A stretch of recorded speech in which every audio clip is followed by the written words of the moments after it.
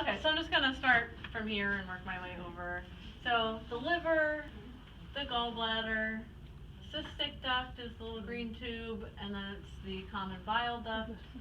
That goes down to join the pancreatic duct, and together they go into the duodenum through the duodenal ampulla. In the pancreas you can also see the head, the body, and the tail. This is a histology picture that I don't really like. The picture in the book's a lot better, so ignore that. Ignore this one. This is the ileum, so that's the last part of the small intestine. This is the cecum, so the first part of the large intestine. And then the ileocecal valve is the flap in between.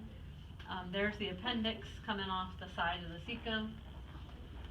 Up here you have the salivary glands, the parotid salivary gland in the cheek, the sublingual salivary gland right under the tongue, so that's number 24, and then the submandibular salivary gland right under the mandible, so it's number 23.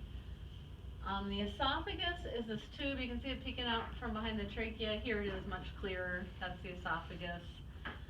It goes into the stomach through the cardiac orifice, and the region there would be the cardia. The fundus is this part, the body, and the pylorus, the pyloric sphincter. The greater omentum is this piece of fat hanging off of here, and then that little piece of fat there is the lesser omentum, and the rugae are the ridges inside. There's the duodenum again, and that little pimple with the hole in the center is the duodenal ampulla.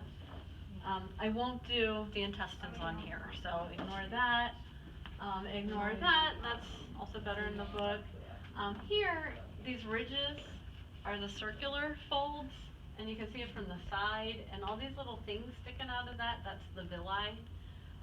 What you can't see on here would be the microvilli, which are even smaller things that extend off of each of those villi. Down here, this is a map, basically, of the large intestine, or the colon. So you've got the cecum, the ascending colon, transverse colon, descending colon, sigmoid colon, and then the rectum. And way down here is the rectum again, with the anal canal as the bottom section, and these two muscles that surround it. One is the internal sphincter, and then this outer one is the external sphincter.